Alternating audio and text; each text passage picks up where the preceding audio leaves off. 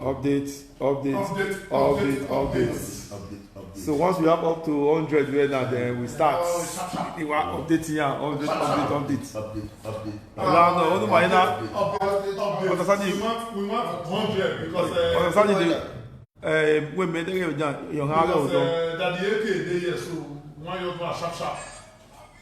Check how many people they online. Toss.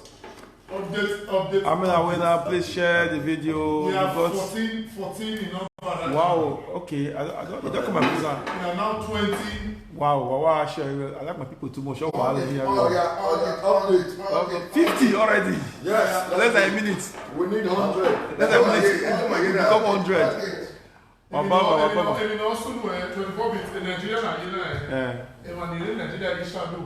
Or maybe no, you must say, you cannot shadow. Okay. Very soon. Very soon. There are 100 people already. Right. I think it pushes it 200, 150, 120 now. Let's do 200. Update. Okay. 200. Update. Okay, shadow for us. Update. Canada man, shadow for us. Update. Everybody say. Already nearly 150. 150 already. Update. Shadow for win now. Or say 200 in here before I need my here. Let's go. Yeah, Are you in Canada? Give me 1,000. Give me 1,000 fast now. How many? 200? It's going at 150 now. Let us go. Let's go. We need 200 before we do anything. Happy New Year, everyone. Happy New Year, guys. Happy New Year all the way from Nigeria. We are here. Everybody's here. Come on, update. I know, say Akube are there. My favorite fans in the Akube shadow and the Akube share a video. That is our commentators association. Our share already. Our share is update is morning. Yes, yeah, 170. We're almost there. Yes, we need 200. Everything from Munich. Okay.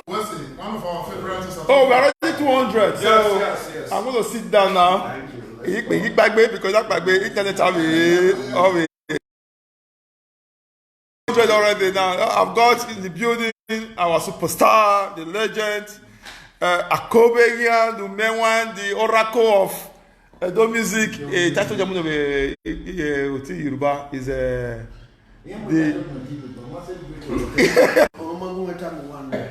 president. Let's go come out. I'm not going to let you go. Hey, my shadow. Oh, shadow. No minute. I'm already to watch it.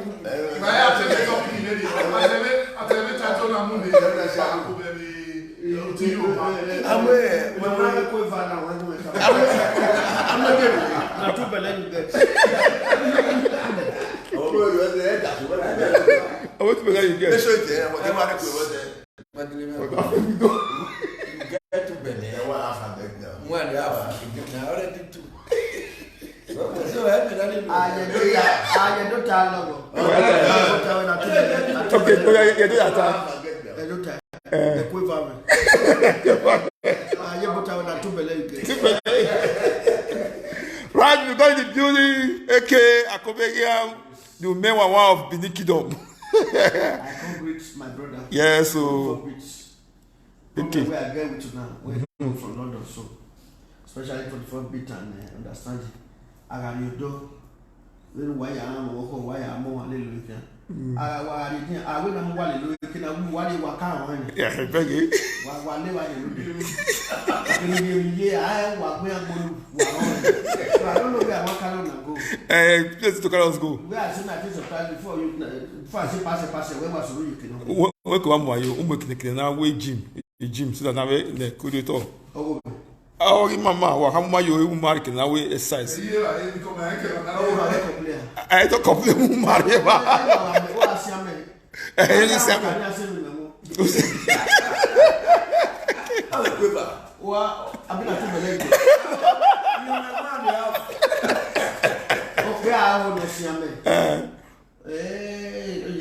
gin. We need a clue now. Okay, time. Where I want to see me under 3-4 days. A gin. Hello, there we are you down. Betty the back of what? I see a man.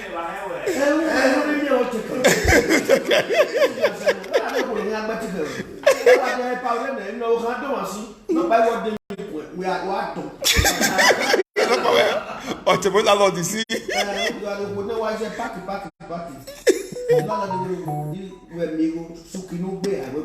walk out because of your wife. Because no one day, we might not be over.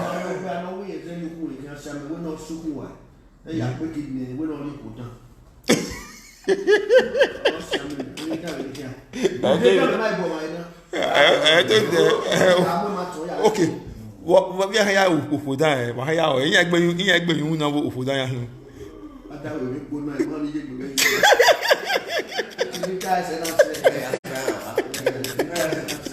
So maybe I am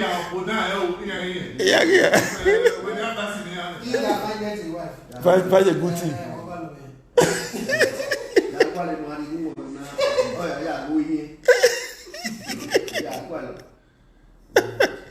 All right, we're going to the building again. The you got one of Africa and Jabilo. You want of UK. UK.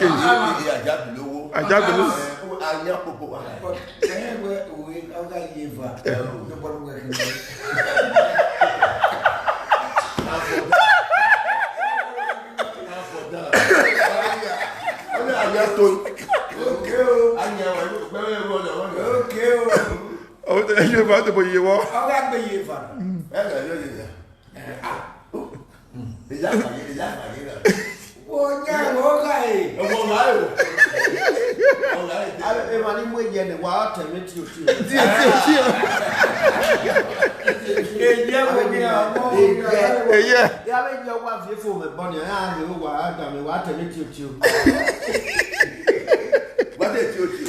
Wait till you now.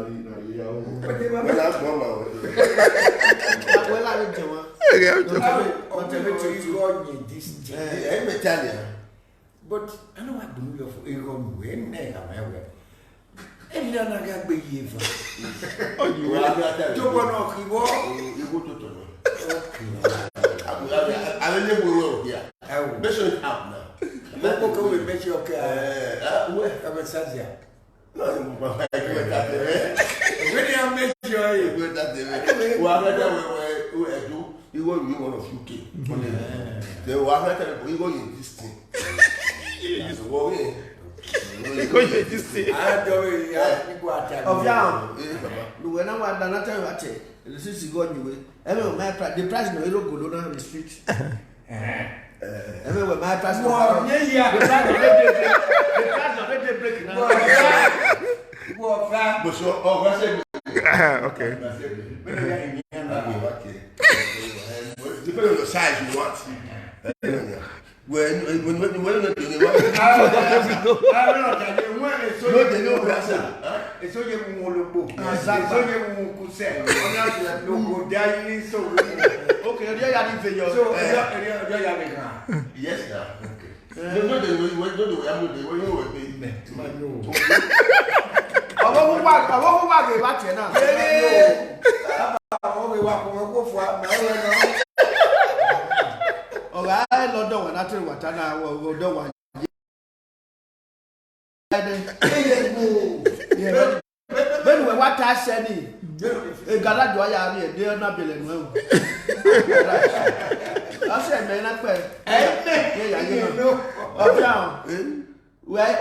we are telling now in London. We are telling.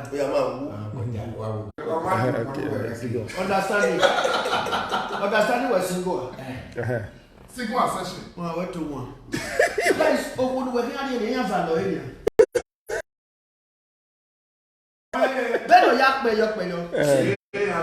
When look we are who buy 30, 40, who might be who. When look we year, buy 30, 40, my own door. Oh, my video. a newspaper national book na ya dem ta e no e ma mi book tie e Some of those music expire me. Well, when I hear why make ya na a cap no ya buya yi le. Yeah, ya fi go to ya.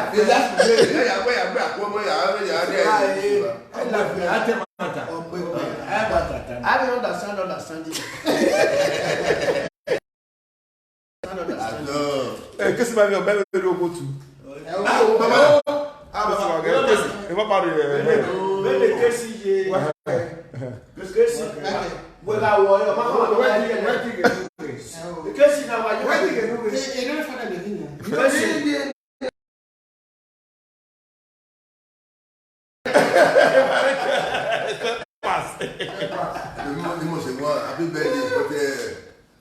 Qu'est-ce que ça? Eh wa wo me ya fi mo la kan. Mo la ja we do.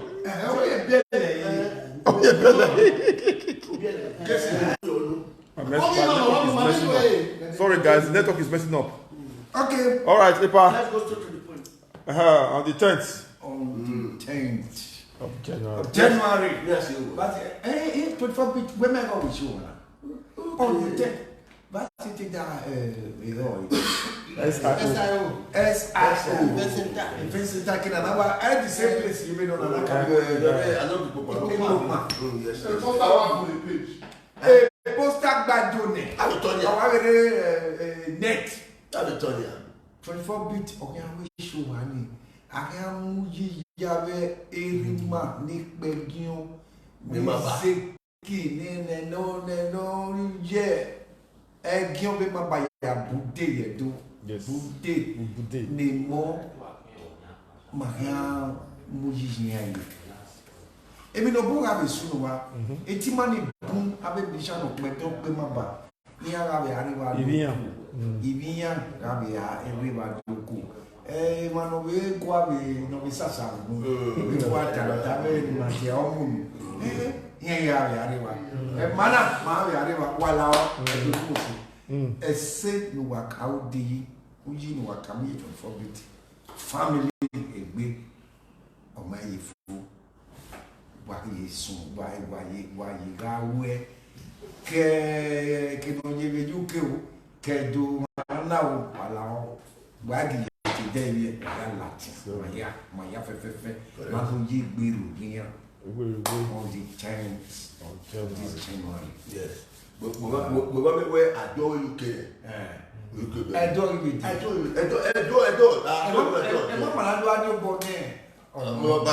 What do you have any door you to do? It's so many doing it. I yes. I don't go to my from the Bugina.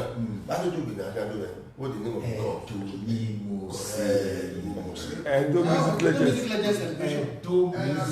okay, celebration. And those who are that. Well, yeah, do I don't music celebration. Yes. Don't music.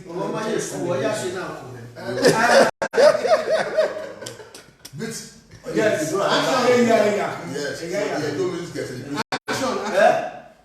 Do music celebration. Legend celebration. Music legend celebration. Correct. If you need that book, if you need money,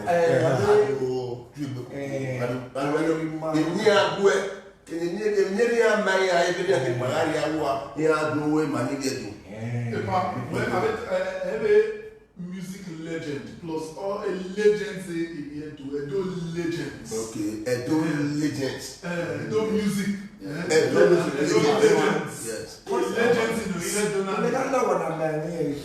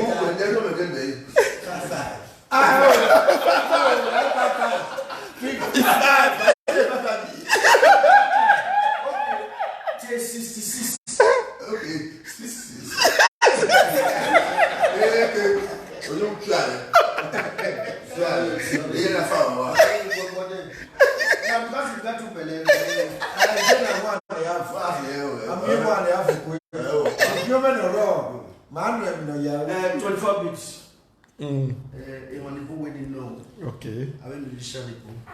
When a man will know where put a book or a market boy at the door, memo bubble. So, it is when the boy, yes, while the boy come out and look out. Come on, this thing. A man will know. Does it mean a musician?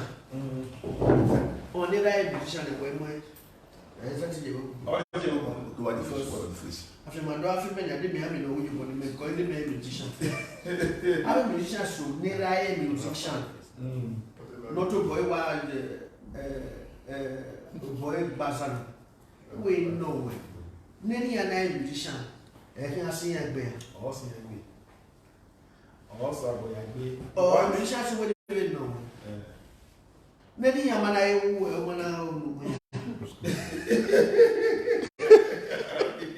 Because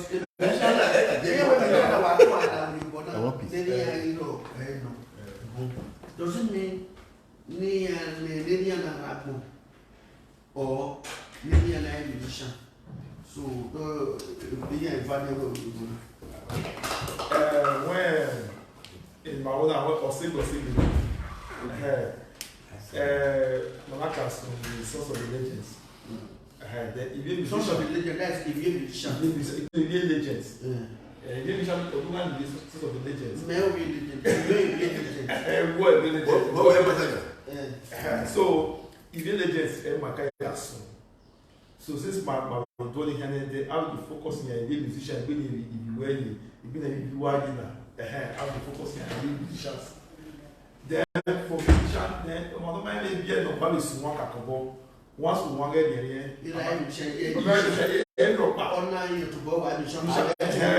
once you are very good. Other than my boy, don't really kill Brother Destiny. No, so that birthday song.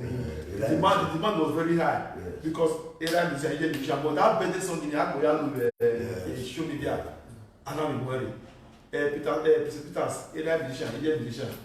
But we are, I ask you a moment, Thanksgiving song.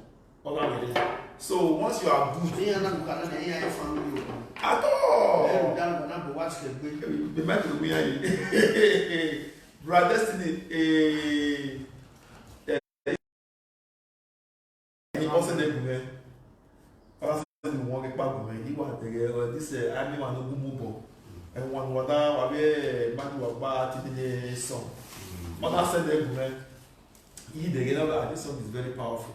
You have to go through that song. You know, they carry online. We're not tired now.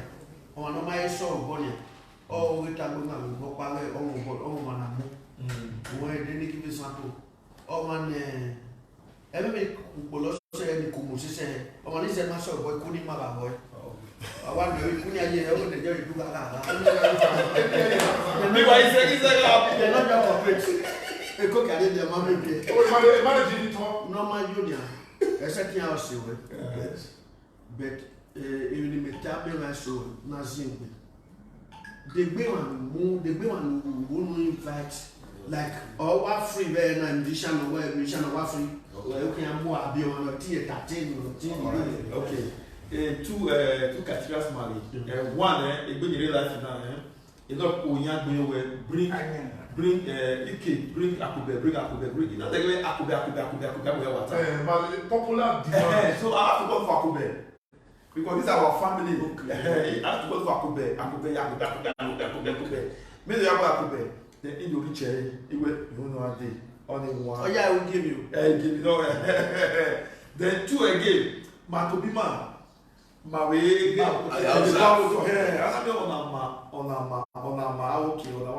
Just need to help. Then we are supported. They are invited. Most especially, the man are sending their job. their live performance, their music.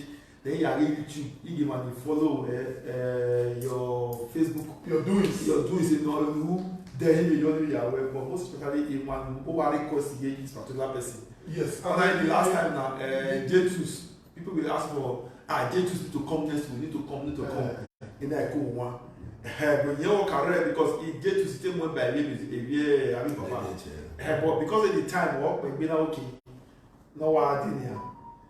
Okay, destiny to if you have request more we are saying every day we have and one more thing, when the man be at radio, I be coming here with this fans in this artist in Wakana, because Emmanuel Mamuni, I think my supporting him. He have a supporting man. We na ya mama na oh man you watch any live video you share event now because we deba we need no progress we know ya progress so that we are in the deba any so the main thing if you want to join 24 bits if you want to they want the 24 bits in move where you need to join the family try to promote the family. Yeah, so that is to show now where a Manila musician here are you? Then why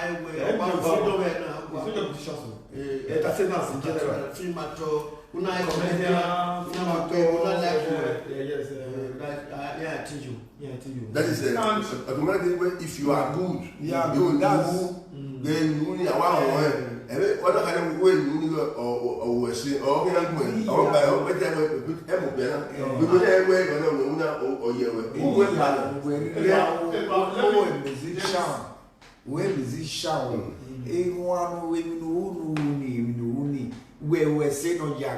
yes, that's it. So, so where we say, yes, they get to be art. Art no jam with the boom. Our jam with the boom, and we are going away. Yes. So, only here, never work it, but Gualamaname watch your maname.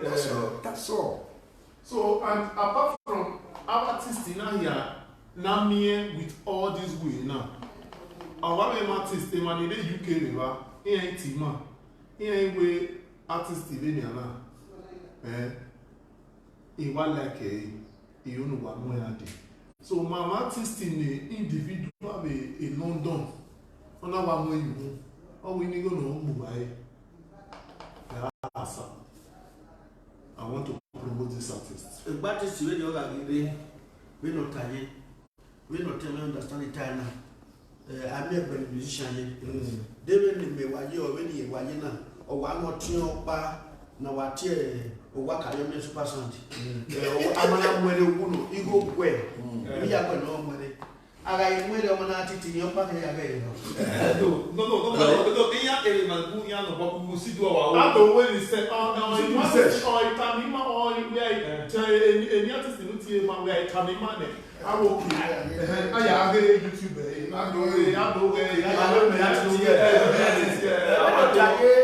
titi betina me mo na ya mo and I will not work on myself. no ya go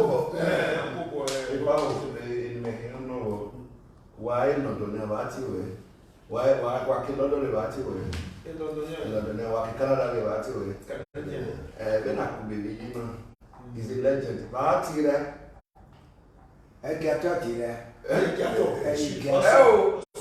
he's a legend. I'll be a legend. I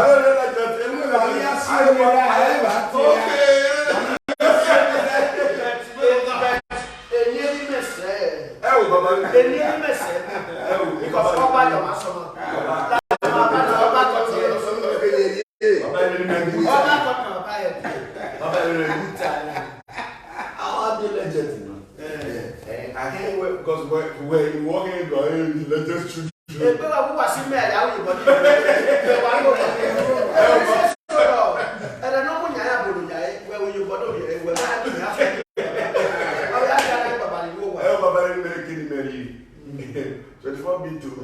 Then I are really legends now because I will. Alright, Johnny.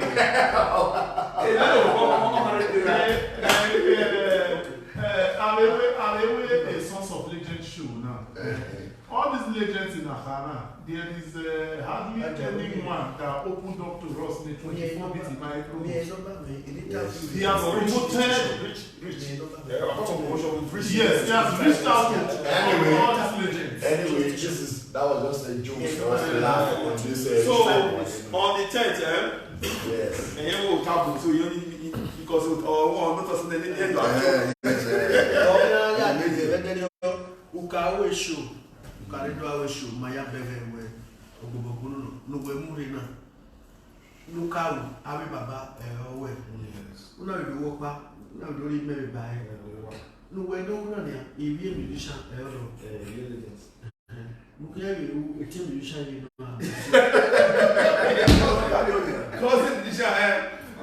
what's your name? Because Ukawa Abi Baba.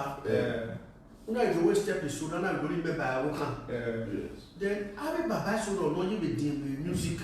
No, you know, after Abi Baba you still see Baba, you still see bros, because you see Abi Baba so no great is so why you know no why we can hear one no and one Abi a great is so raw. A level when senior brother talented of Benin. You were a great near power. We are in our shop by what we are on. When I was young, yes, I great in the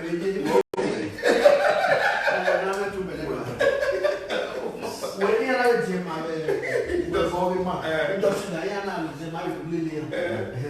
So, no women now when we are what's it when I job? After Baba, we don't know what Baba. Very good question. One way okay give Baba because it's like a project when I was Europe tour last year. So okay, we okay London, the not better. And I will do that more okay London here next year. This year right now. So continue what we get do because I want to be my way do that. People go to Japan. Some people okay Canada. Yami mama, I like Canada. So well. Even though when you boy, you were in the so here engaged like I went here 1 hour. I will go. I already plan with Hannah. I already talented you know. Social those ones, mama. And the beauty of this. Only a castle Akube. Here will be Kube.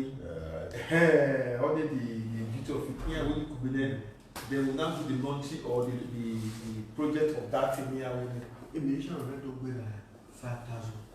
About 5,000 man 20. Emission parallel. Work at about. Emission parallel not a lucky boy.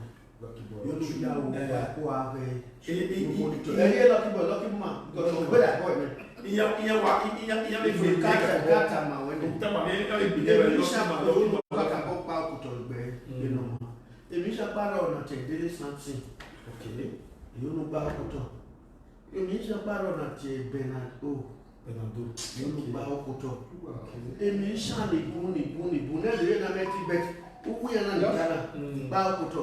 these are people that can hammer. Here I think about that 17, here I think about that 31, here I think about that 25, here I think about senior team. Anyone. But so, you know, now you look up to. Most of those people, here was one, but they might be silent. But when it comes to music, voice and stress, they are wicked. Imani Yasunu ni Bugwe, ni Litaro, almost to Syria. So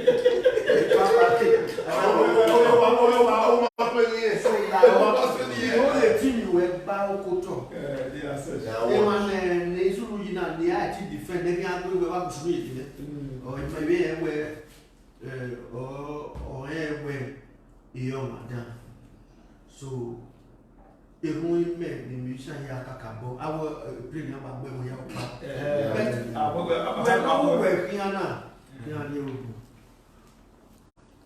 The number one, a ticket when you 1 million. Who tell me visa recently? I ain't okay. I went again. Okay, kakakama kale no ebe mi ha de no ya pe ahwede. Yes. Be me ni ye ke na ba pini music ye ke ye ti si to even siese. Victoria. Ye ke ni na do bai. Ye ke ni we ti bulese. Be na e baba na totally ye ke ni na do bai film bedo. Me one camera one de me aye lati build that ye ke ni ati siese. But today you can not do without when na we baba na you guys. No raw oto ade 8 amari wa me ne gie no de we when Akube the going of your cassette, they have been ready for more than 30 years. And I wear if you know, we are how the beauty. What if I want to go over the film in location? Who want to win a picture of nobody over? Oh, we don't power ready for more than 30 years. Where the car is time. Or tell me, we are not done. And I want to take a you know, can't you carve a style? Create your pattern. Create your pattern. You know for something. How can? What year boy there? Yeah, what year my when you would drive, when you would big man, you are there. There boy meeting. Other artists who are to them like that. David, I remember for. Oh, mommy, I'm married lead room way. Well, I was she if I would to maybe you know where we don't get tonight. Yes, mommy, the way she will buy 20. Who said you were? Now, Mamma came on in the film. You buy a couple of blue money. Yes. Our mono solo money like local. I get local. Like a do comedian. Do you know of comedian? My detail, we see. MC Nibo. My patron Nibo, Bedouana. Don't you know of comedians? MC Masters of Ceremony. At MC, you know, look up. So, I will go point me near as a team. I have never you want to do. The team money won't work where my you are there.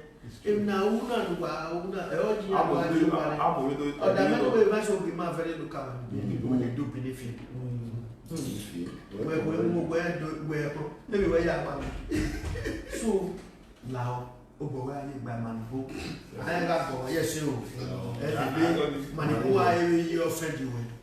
The market man, go away. Can I be a telephone one? So, and my level one. I wear your number, I again. But I beg on you, you want not sell it. I beg you, I have a producer. No, great producer, I beg you. Now, the address of there is a Ugiruki Jona, but this one, that is something I work with. The date in the 10th. They could not have SRO investment. Police officers mess. Okay, officers mess. I had officers mess by that time. Que the police where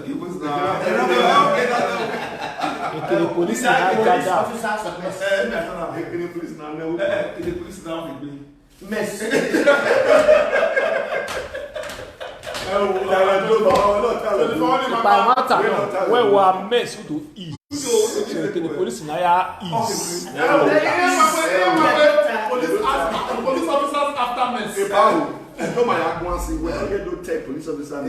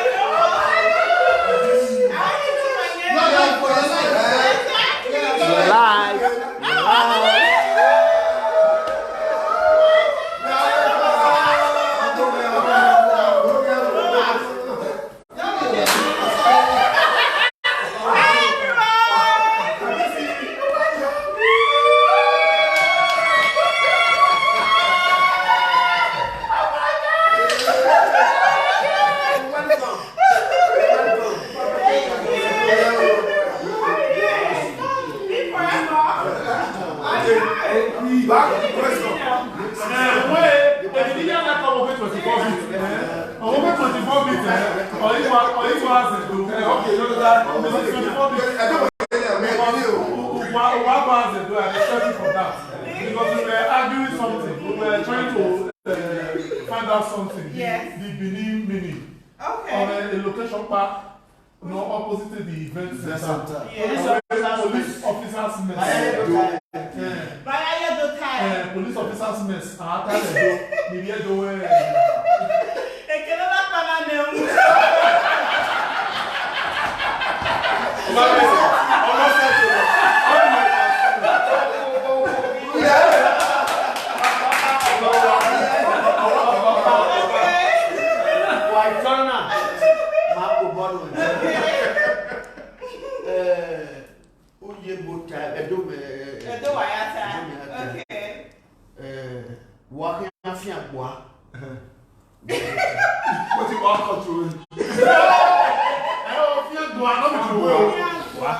Where do you want cuts? That.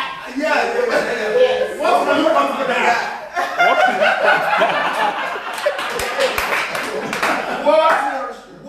you call that?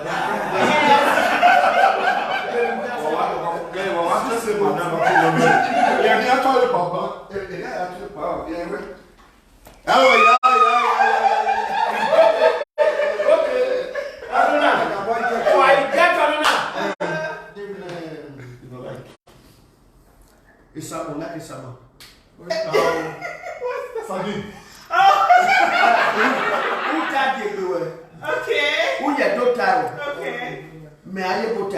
All right. Now my mama cook this goat corn.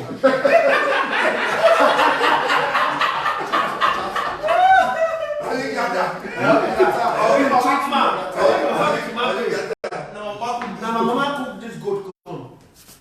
What can I do, Abi? Yeah. Okay, that joke.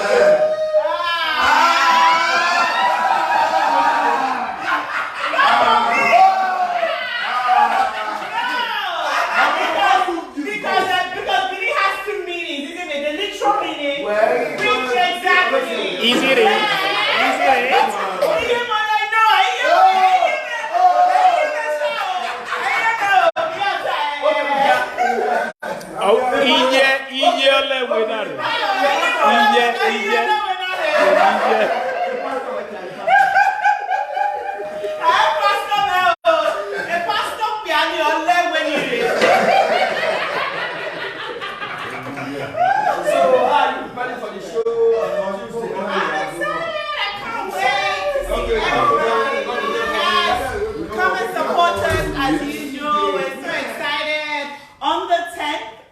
January 2023 at SIO Event Center, opposite Police Officers Mess. Come on, we'd love to have you guys.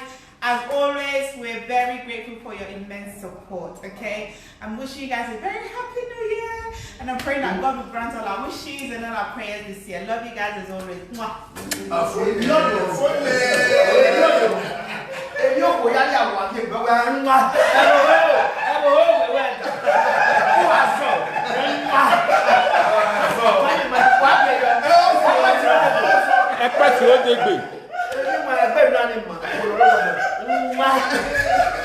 To the public, over 10,000 people. Over 10,000 goods.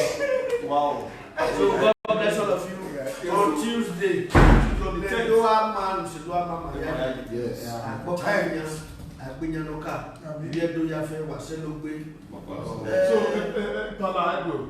our artist in here, any artist no perform in there do now. Oh, no, no, support 24 bit TV. Yeah, an event in Avedelio. They should ask for me. I'll be allowed. They should come. Yes. Why the manager? The artist.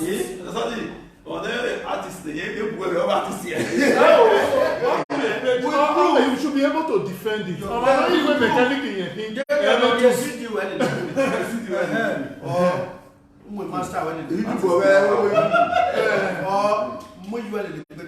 Now, what's the proof? So, if I don't feel introduce myself, I carry my back up. See chief. My back up. so Ema Areba no every time I because Akube event be last year. Ina we Omana we Oma introduce a day ina we Mutiane. E o ma be na see me. No man. So again, Exactly. Even you are better than Fala. On the ATM machine. The ATM machine. It's why.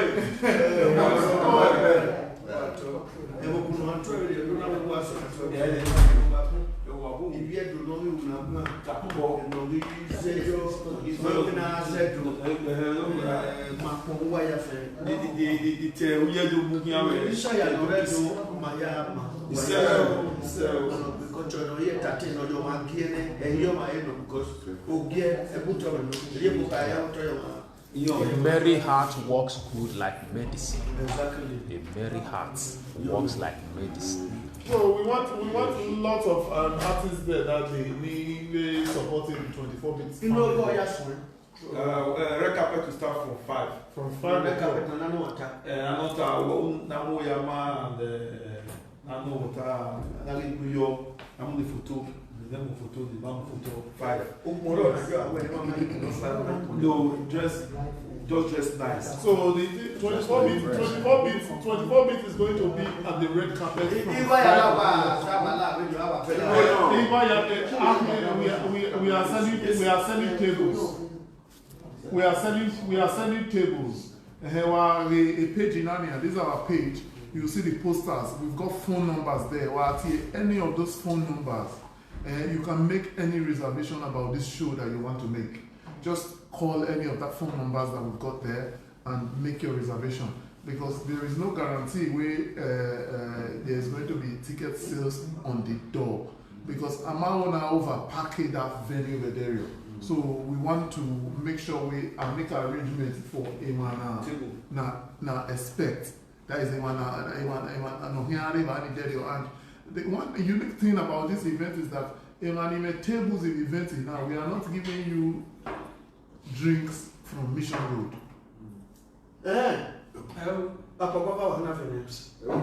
UK. Original.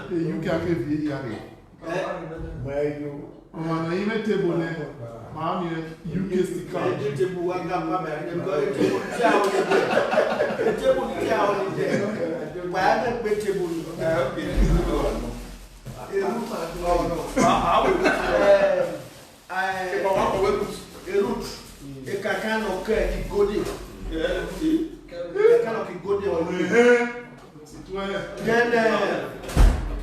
Of you to learn the woman we go, everybody, I know we feel. I'll be free. I'll be free. I want me to open the mail. I better talk to you.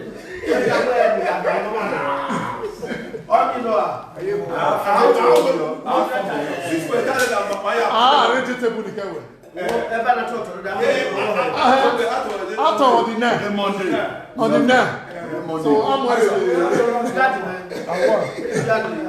It's okay, the captain of the music. So one of the conductors. Yeah, one of the best conductors in the standing train. Yes. Shadow. This is okay.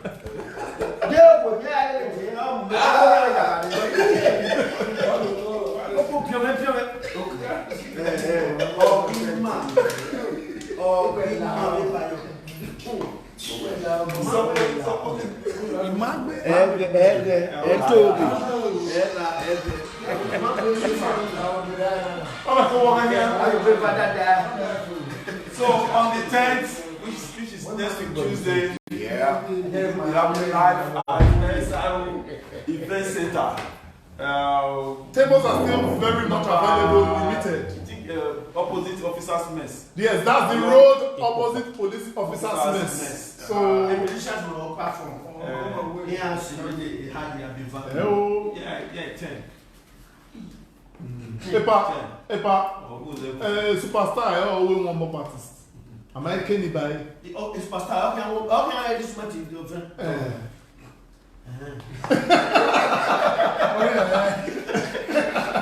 What I am one in the night. We were so can come back me.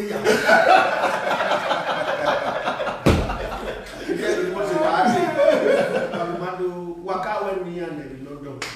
One hour when we are in Ike ya lokere when I can bori una be gbe yoba una de we dey gbe umani because ara ye ba na mo ni mi woye iga yin won you know iga yin won What? And then what did you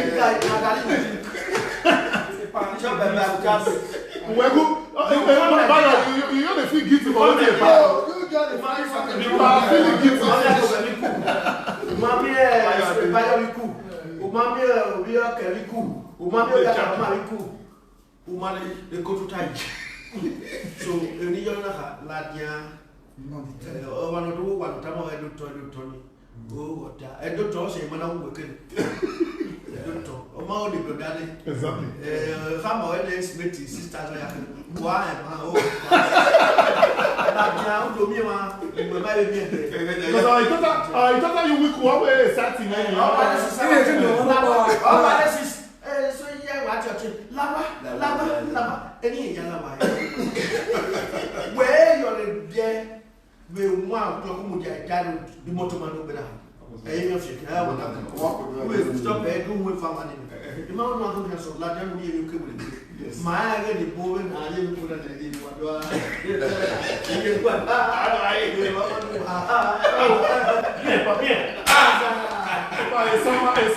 someone who are in the anyway and near the lọ́dọ̀ tẹ̀lé òkè àlù wọ páàkì àmì lọ́dọ̀ ẹ̀rù sí náà wọ páàkì àmì lọ́wọ́ yà kí wọ́n wọ́n tó yẹ kó ètò ẹ̀yà ló dáwọ́ sí la bàṣà yà dẹ́ uma deu net.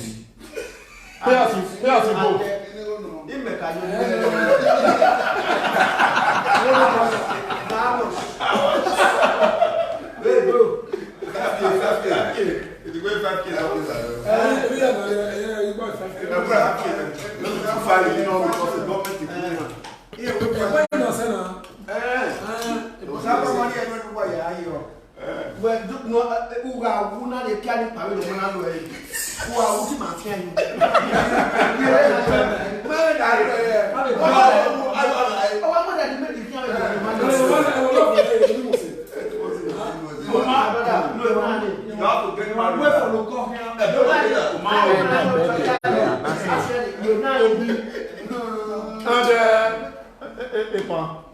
Because here we 25. La wa bi la. 25 we up to we. When you have this, this is birthday no. Wa be ya. Here what is this? Mansion 25. Awa bi akoni ya. Abi akoni. E man.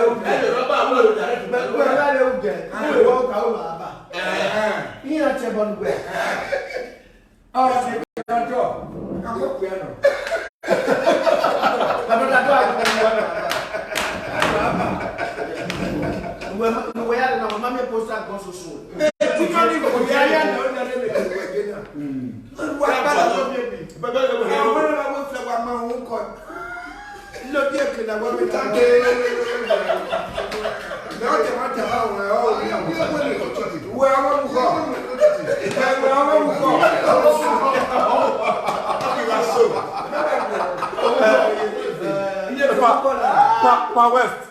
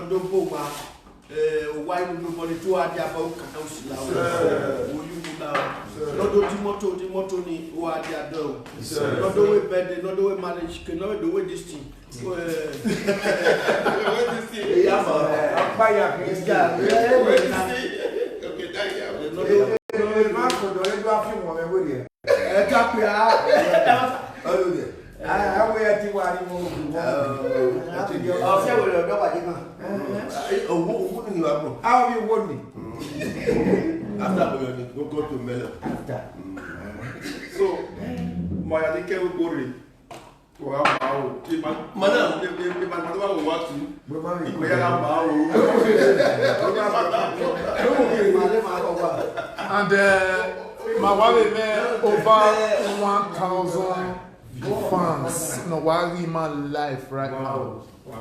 So our commentators as well. What we give them again.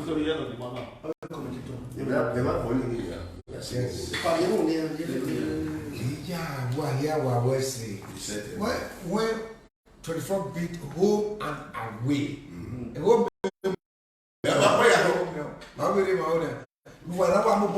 Anything now where 24 bit update. Whatever. I get if you want. I will work. I'm on my wow. What one and Jane? If it boom. No boy, nothing you boy. Where you are not toy. Everywhere. Oh, we are good 24 bit family. My FFF, no, we obey 24 bit in 19 or only we read I love down on you. All our good about to play on the 10. I mean, you know, when I mean, it's superstars. Now, in the Europe, I mean, DJs, I mean, one in stage of the music. They are always on our videos, so we want to appreciate them. Then after that one, I have take some sponsors in our even have appreciate it. My brother, I can handle the house and my way in.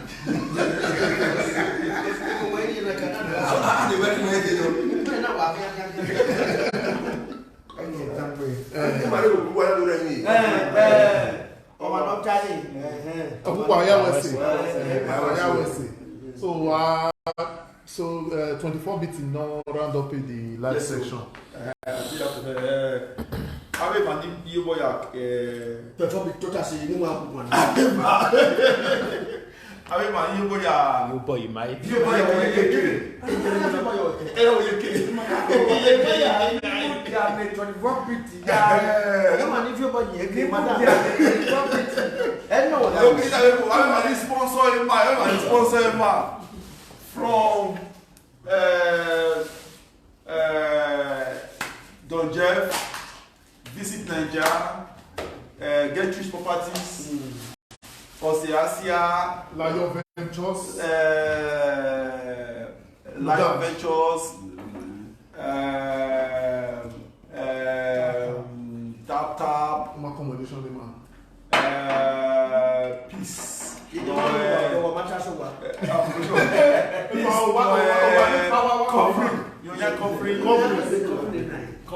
Why did you so much? Two bedroom houses.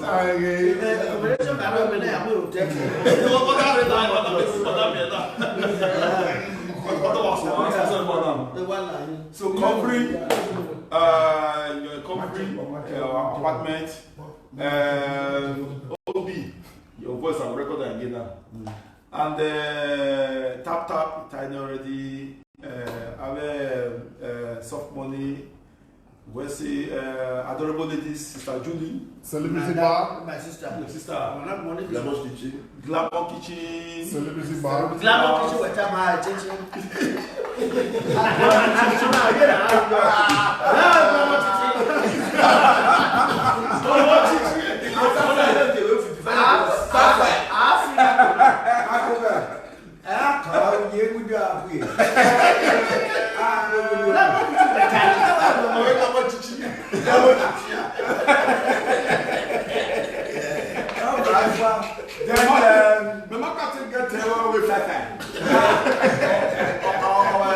Our big sponsor again, Eniola Hotels and Resorts. Not busy America. Visit Benin. So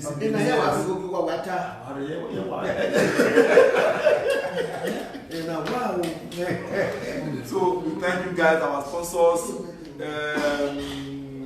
The Manita, okay, the get properties.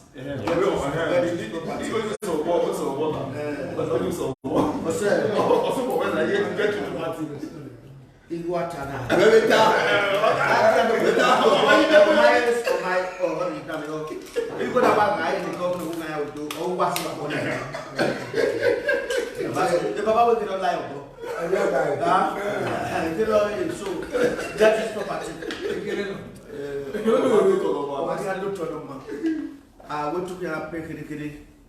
Obuno, Ophelia, you chairman, don't worry, Molu no day. Check. This is chair, hero, go work. Why not? You go to where I feel do with club was and then we do remember. I put a friend of mine. Oh, but when that play the way my guy. So allow that now. I was one why I know me you born that is Yafe to do it. Fafa. So who I give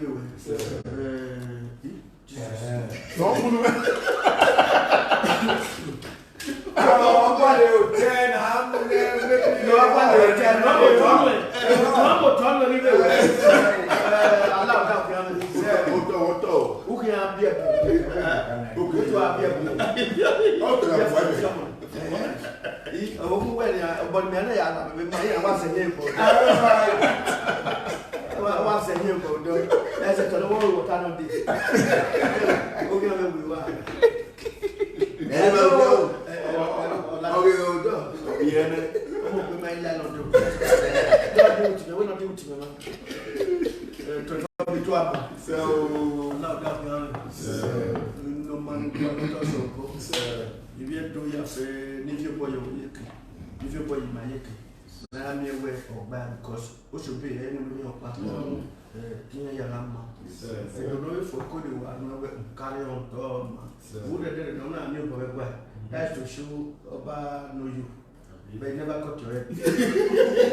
My passenger do over my part. So my part of if your partner chop.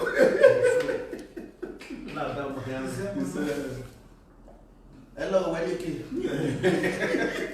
It's in the house.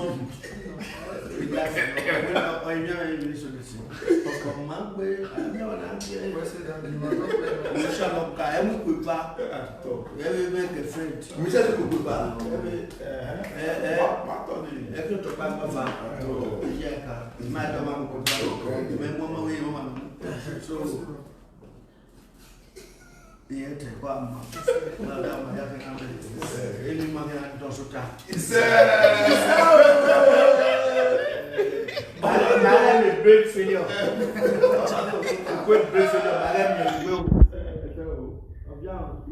Yeah, when I look to watch your man, I say, you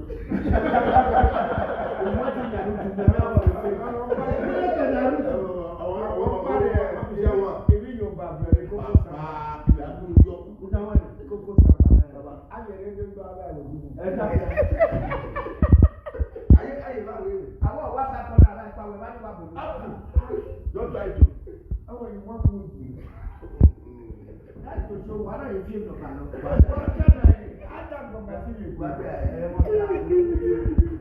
Big man, oh, I'm young, I'm cool. I'm not going to tell you. I don't know that for you. Yeah.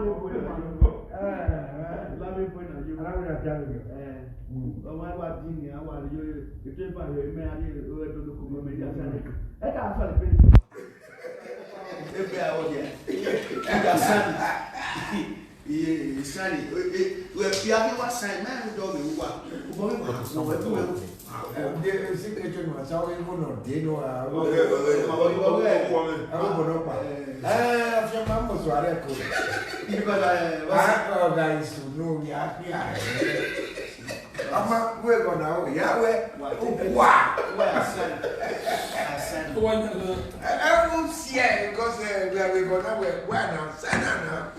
Let me take Sana. We can get away with one. Zai. More my God. Come on. Oh, my baby. My baby boy. Obi.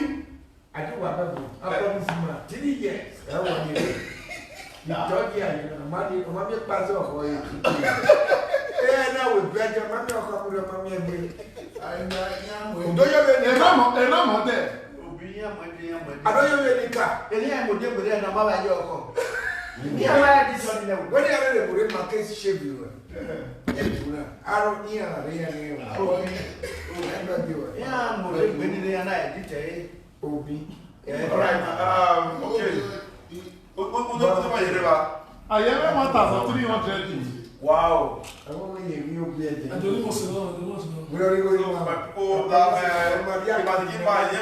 most of them they are in Europe. And this is mighty rate. Why ticket? Why the ticket in the regular ticket is 10,000 naira. Table is 250,000. And the VIP session is 500,000. They don't have to VIP. In Europe, carry follow that. I'm going to be. Only why are there? What for the call? Why you know now you are telling that we go back to Ita, where are there? So one of our fans in Europe, Naka before after this program, the support in it, they should keep sending that support. Yes. That the Maya with those charity works.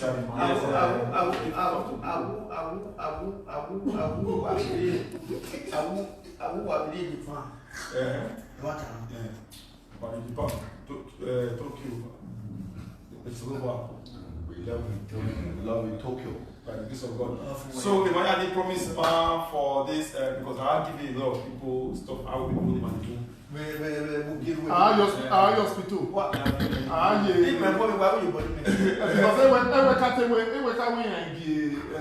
you got the area hospital here, you have to tell your mission road they can beg us here.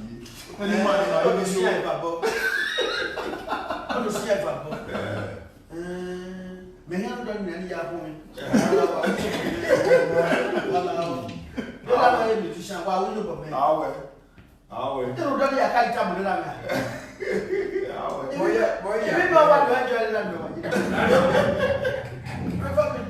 will do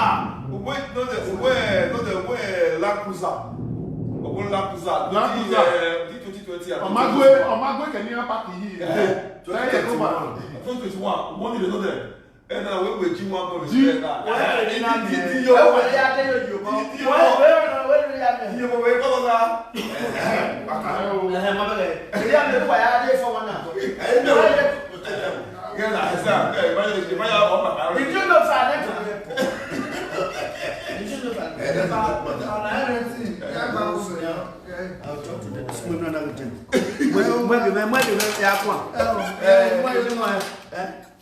I don't know the cake. So we're ready to go. Who had the okay. One quick question, like I agree. One quick question on one matter we Akube time and say boy to that journey man. Omonuwa Julius, what time is the show? Yeah. Red carpet is 5, the show starts 7. Red carpet is 5 Omonuwa. They don't do the is for start with picture, you have to play by 5. Then by 7, the first act musician of the day will just kick off. 10 musicians on stage. 10, yes. By that 5 in the red carpet, I go on. A musician play them go on. They can't play any surprise. I'm bet even in weaker. But the woman in weaker. And the Boba Maria on Tari.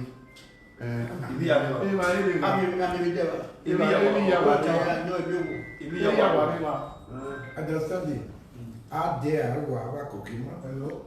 Hello, Emma, no, total Kimbe, Vedio. Or Ganyon, me, Amula. Where may they water?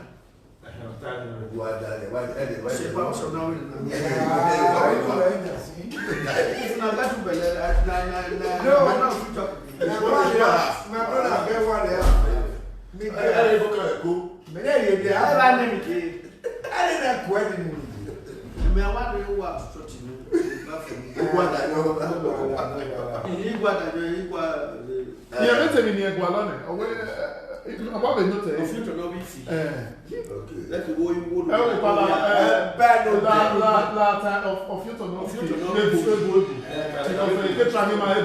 Rabbit way sleep trap. Oh, no escape. Rabbit no escape prison. I don't let you feel.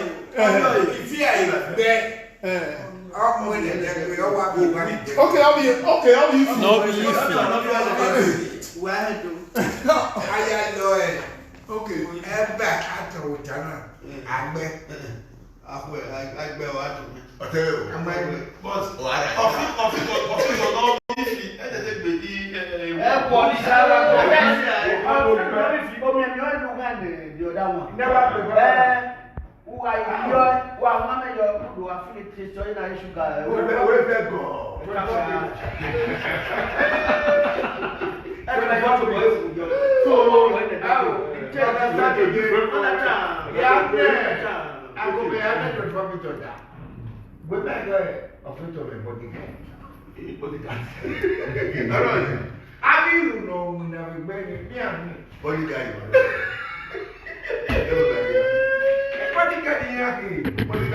Yes. Wow. I'm going to have here. Any winner. They are quite kind. They are medical. Through smoke, through water. How do you take it?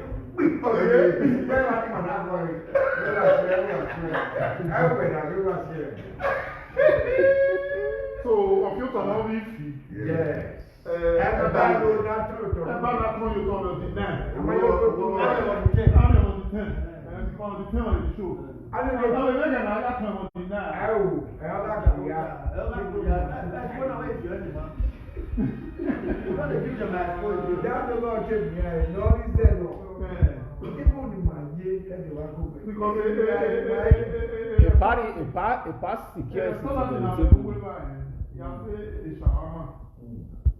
meat pie, drinks, everything. All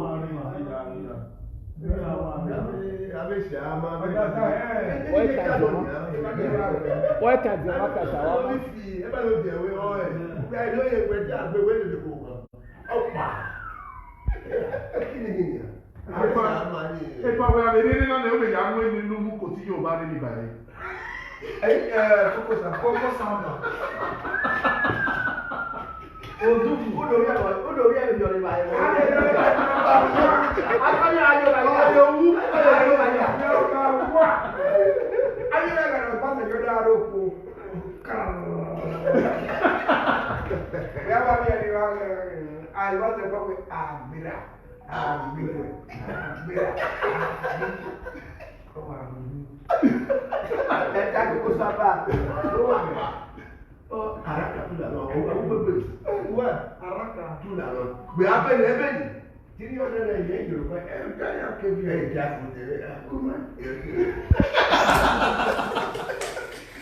all right, I think we have to call it a day. I always say, Jamifa. what do we do?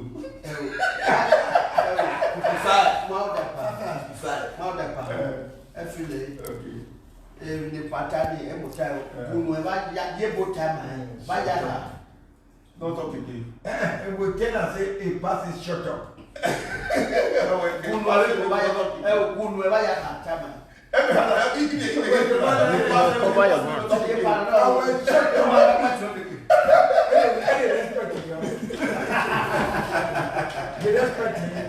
Shut up. boon when you cover your mouth. Why?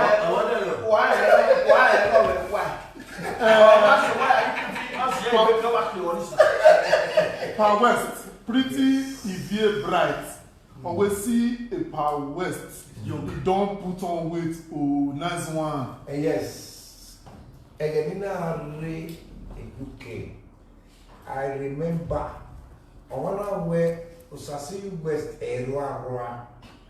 You know, In a way, I Akube Igarawa. On our okay.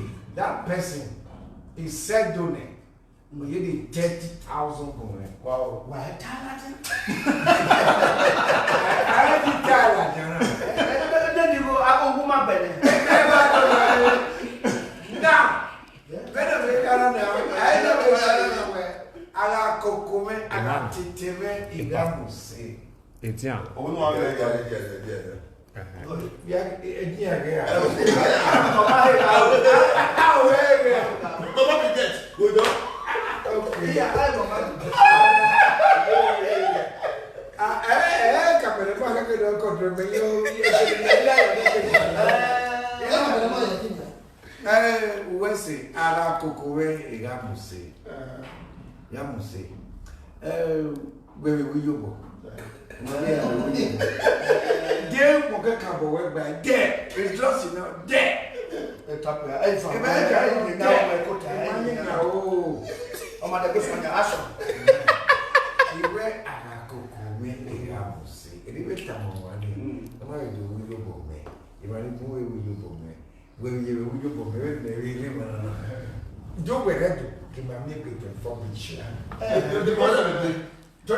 Show. I can't say the way there.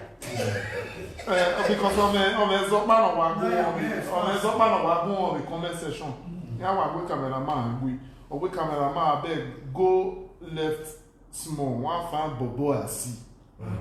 Up now we I feel say now only missing out. Left.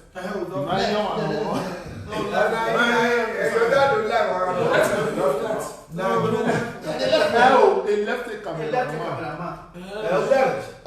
When you went and left. I get by your now.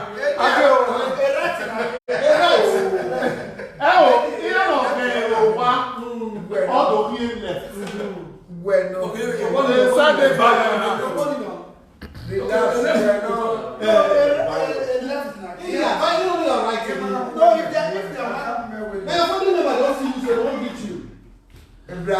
Buy your great people.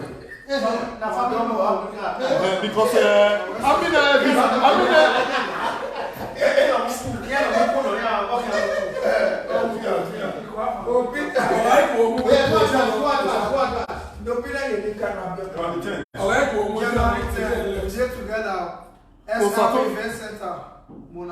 I did soccer day.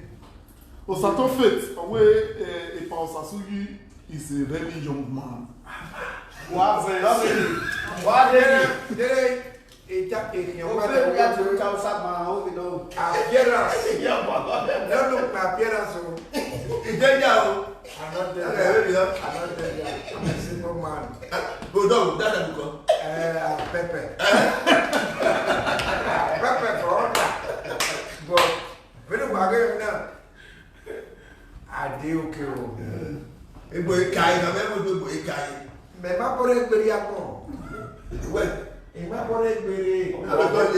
and my brother,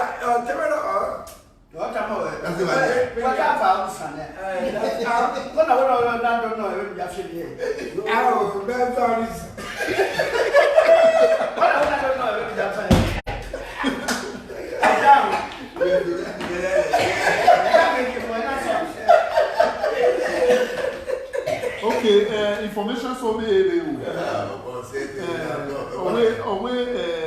this man with brand native fine.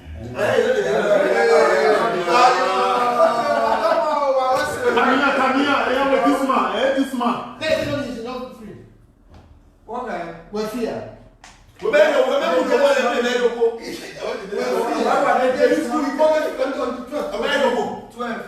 12 free. Remember, Okay, the year having for the 12. I went on the 12.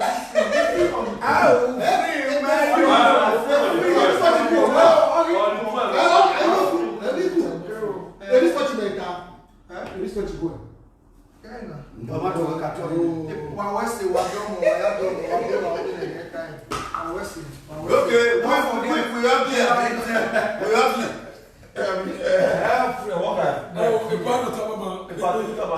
So, the only next time we have it.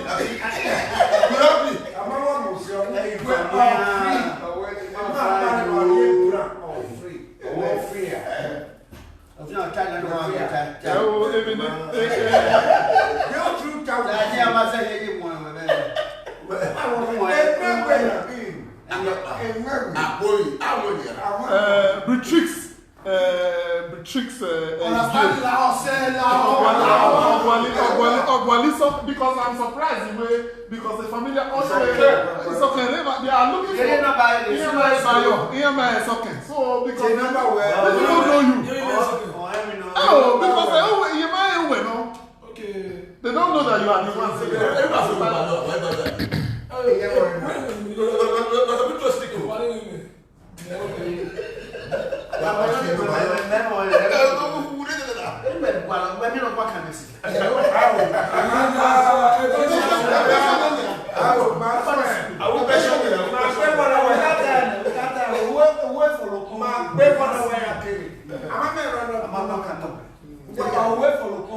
Understand your selected. Agbomere Ojo, so where my papa Akube those to you.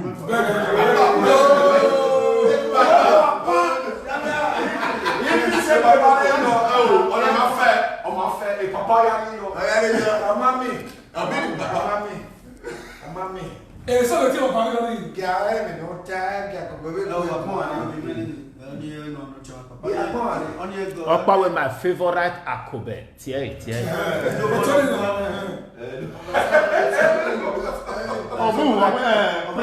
Precious Farrell with my favorite Akube. Andy Osas with Daddy Akube Yan. Get ready to perform on my traditional marriage.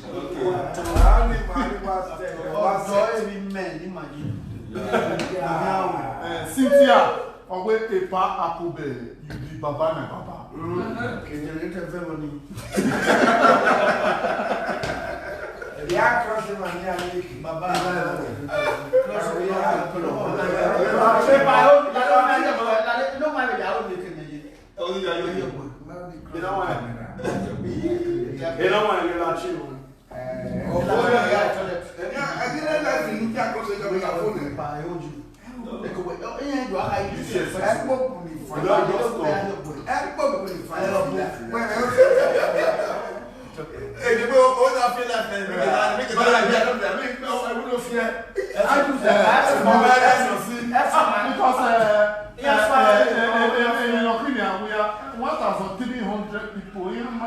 They are enjoying what is going on. Oh, now with that, Akube, I too love you. TFO.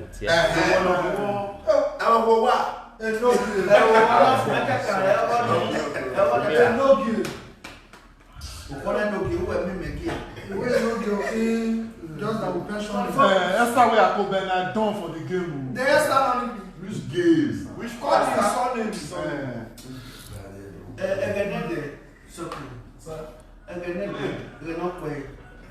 when they move here now, those bottom right for bit all the day. I can't collect it with me perfect. When you meal, when me butter. Could it be a dinner? May I watch away when you're good? All that go to me. How are you all good? Maybe they can't rely on them. It's okay. I mean, the last one, I didn't wear.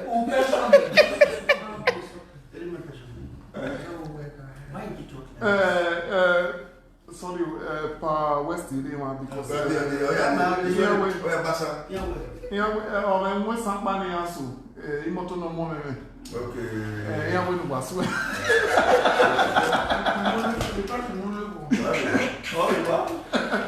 So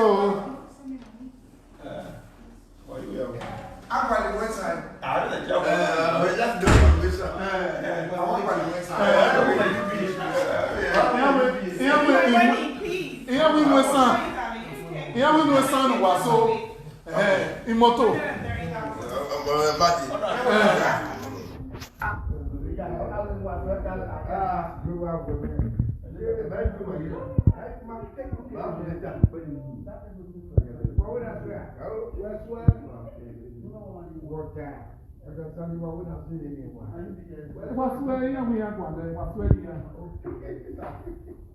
Imoto na mo me vade.